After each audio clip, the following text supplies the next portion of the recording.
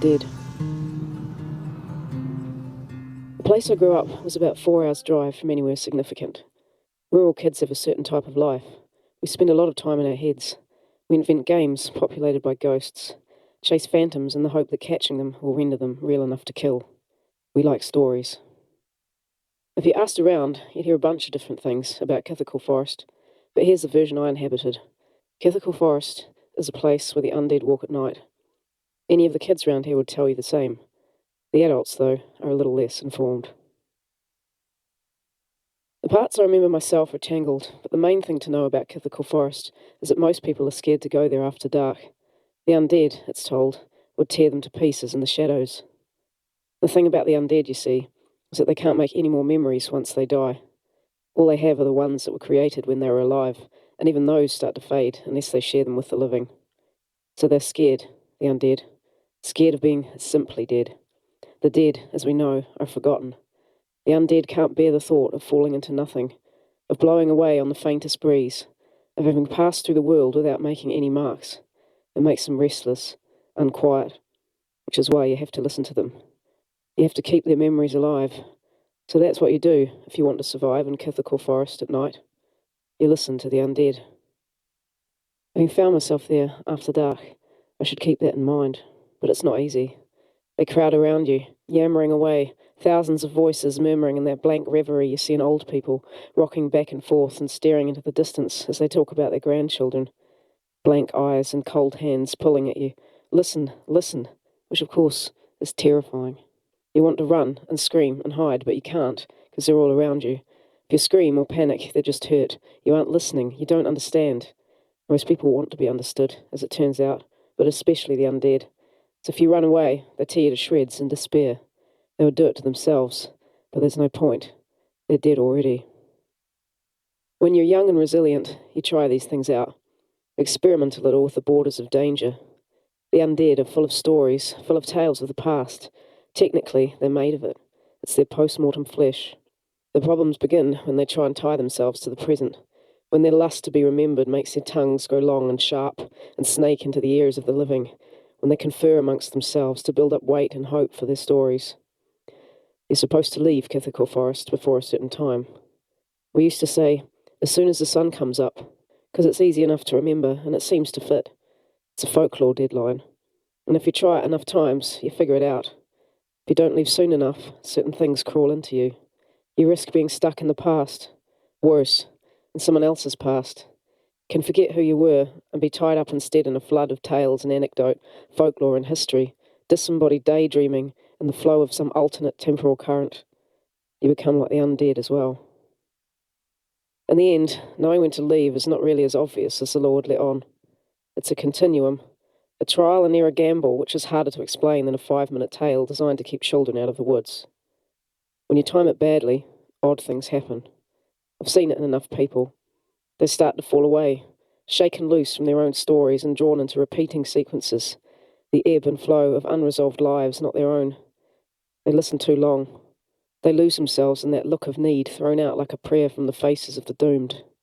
They turn dead by degrees, lagged and loaded down by the gravity of ill-fitting yarns, slipping from consensus time like the skin of the earth from mountains. You can see it in their eyes if you look closely. And in the end, it's not so unusual. There are thousands of people walking around who don't even know they're undead.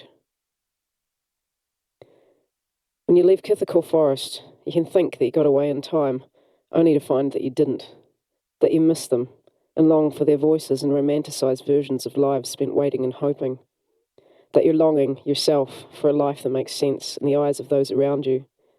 You find yourself listening for their words in the air currents, hoping that their song-like refrains will reveal some poignant truth about the world. The sensitive ones fall for it all the time. The voices of the undead are always beautiful. History grants them that one favour.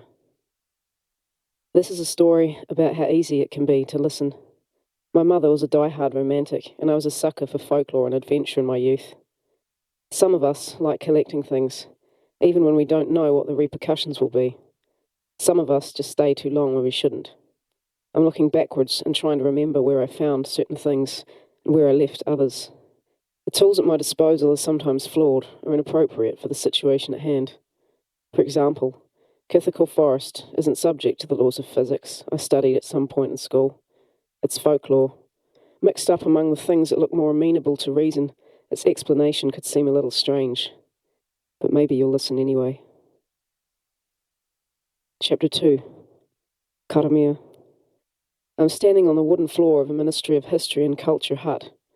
MHC, they call them here, because it's easier to say, and easier still to make up amusing acronyms for. In front of me, a bent and bubbled mirror is nailed to the wall. The silver backing is badly set, and the reflection is just an outline. I put my fingers out towards it, touch the modelled surface of the glass. No detail, but it's there. I've been here 1 week now, and each day starts like this. A storyteller on government funding, looking into twisted glass at an image of herself that's barely discernible. Other than that, the facilities here are better than I'm used to. A good washing machine and a dry wash house, a toilet in an out block less than 15 metres away. The floor has a grainy texture beneath my feet. I drag across it in thick socks that were made here in New Zealand and are, according to the label, the best in the world. They catch on wood that isn't properly planed or finished. Out the window, I see mountains meet the sea. 10 kilometres off, where the mist of surf hangs in the air, the rage of it muted by distance. The road to the Heafy track snakes towards me, over paddocks that lie flat and cold between here and there. It is early. One of the farmers is taking his stock across the road. Tractor drone in the distance, red-brown shit and a growing stain over tarmac. Mud and hoofprints on either side. 20 years ago runs on here like an old movie in which the locals are the characters in the past that most of New Zealand has tried to forget. They speak in accents foreign to the rest of the country, rolling their R's and hashing their vowels, like I do. They drink local beer and sit every night in the same chairs in the only bar for the next 80 kilometres. They say nothing to each other, because nothing remains to be said. They say nothing to me in particular, because they've forgotten. For them, I'm passing through. A transient, a fucking townie. I pack the things I need into a day bag, sit on the narrow bed and tie up permanently muddied boots before leaving. There are no locks on the doors. I forgot that about the West Coast. It's not even about trust. It's just that everybody knows everybody else's business. Mine is as follows. I am the outsider, come here to stir up trouble by collecting yarns for the city folk. A vulture in the employ of history, filling in the blanks that stand in the shape of long-dead people. Anyone who's been a gravedigger by trade knows that there are countless ways in which people will try and avoid you. It's like that too if you work for the tax department, or poke your nose in any place where it isn't wanted. In the dim interior of the local museum, I squint at the jottings of pioneer people whose families have as many closed doors and skeletons as the rest of us. I build stories from bone, stringing together events now closed between the yellow pages of handwritten journals. When I leave the place, this isolated wooden building that sinks into the middle of a field, the locals mutter to one another. They look in my direction, and down at the ground, they turn and walk, scuffing feet over earth that remains, as ever, shut and quiet over things long buried. The diaries of men from the 1800s read in tedious detail.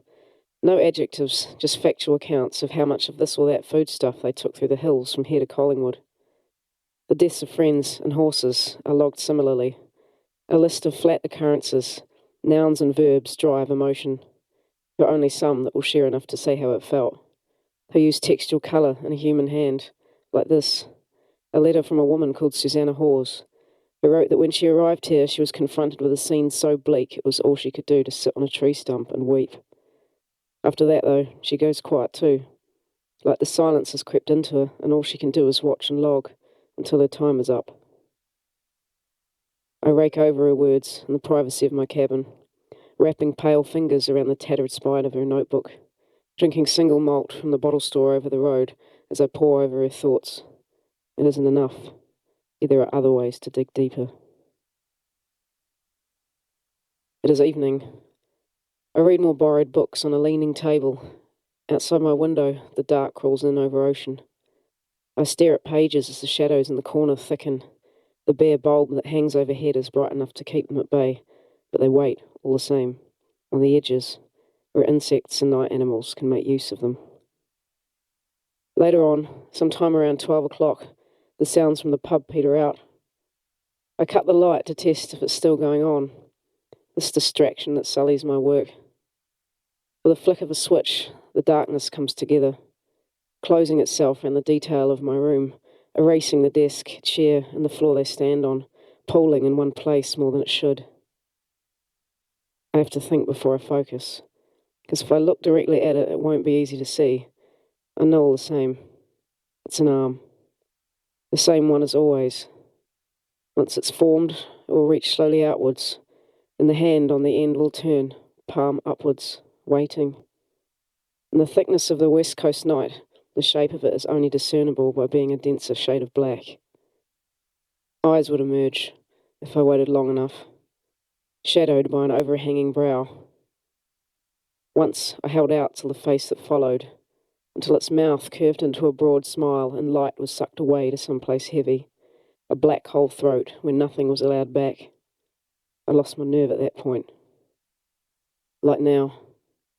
As the fear wells up, I feel for a small plastic switch and blast the room again with the photons of a 100-watt bulb.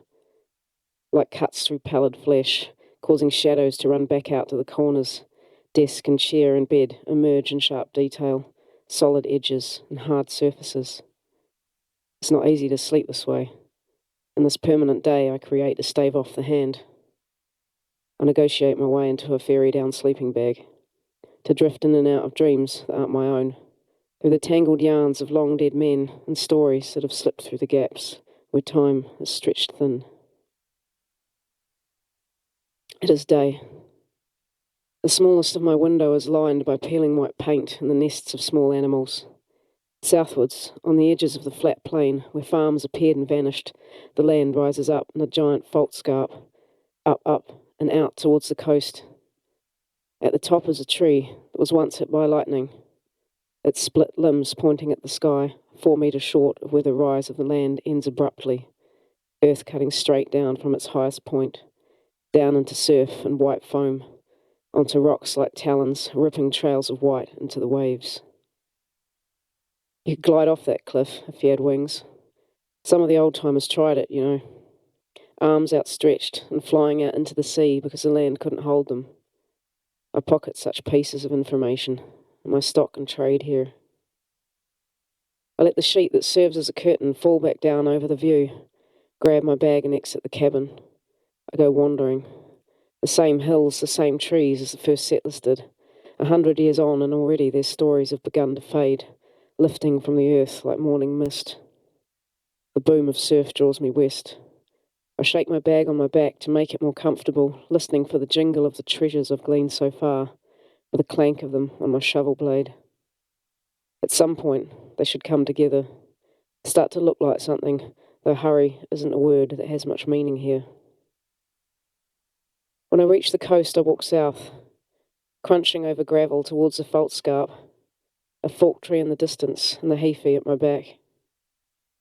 Red folder and old paper, a big pen from a box of them I brought with me. I keep track as I dig. I monitor and log, draw solid black dots on sets of 5 straight lines where I have an idea that strikes me. I'm here to turn these tales into music, and the stories of the dead throw off a certain kind of tone, traces that hang in the air like lines of gossamer, joining one point in history to another. They fall loose like spiderweb if you walk into them without noticing, or if you're clumsy with your tools. The rubber of my boots protects my feet from the sharp stones of the southbound road, 1 foot after the next towards the Karamea river, broad and silent and born from 100 mountain streams. My legs operate without the rest of me being involved, moving on a hunch and a scrap of information, chip seal and dirt roads, wooden houses and septic tanks, cows, sheep and fields sprouting nikau. 500 people live here and you never see any of them. On the other side of the Karamea river, I stop. The terrace earth is barren under my feet, cleared once upon a time by the farmers who'd hoped it would support them. They moved to the fault scarp then, hoping for better. Tangled beach fought back against pickaxes and metal-toothed saws. Men stopped to breathe after roots were burnt and ripped, after twisting wooden carcasses littered a wounded earth. It was 1874. and the land held on to water, clamped its clay fists around seeds to shut out the air. Above it, men who'd sailed around half the world on the promise of gifted land grew thin. They gave in when the rains came, skeletal and cold, angry at the hands who'd failed to feed. Scrawny legs trudged the miles, through forest and bog and on to the next town, Westport, where things were not significantly different. When I get back to my cabin, the MHC scrub cutters are sitting in the shed kitchen, tired and hungry after a day clearing the tourist tracks for the few brash Americans that come here. Yellow light and AM radio blare at the native birds from open windows. They sit on the wooden platform outside the main door and stare at the horizon, where the last streaks of red and gold can only fade into the sea. The boom of surf is drowned out by static-covered radio announcements. They smoke and say nothing to each other. They've been doing this for 20 years and can probably read each other's thoughts. They nod their acknowledgement of my presence, and I disappear into my hut. In my cabin, the light is blown. I close the door and rummage round, blind, for the spares I have in one of the drawers. I shut my eyes and fumble with the lid of a thin card box, pulling out glass, a fragile bubble balanced on clumsy fingers. The hand comes together from shadow as I reach up with my own, scrabbling for the expired bulb that hangs above me somewhere, my arms in the air, pale and exposed, turning plastic and glass in and out of each other to banish the dark. In the tiny second between shadow and light, I open my eyes. I see colour rush in and out of a face that is less than 5 centimetres from my own. Grey-green eyes, which is how I know it's you. This history I shook her tired head. I spoke with a man who was already dead through the yellow clouds of nicotine. He waved his massive hands at me, said, "You don't know that you're nothing. You don't know that you're nothing. You don't know you're nothing. You don't know that you're nothing."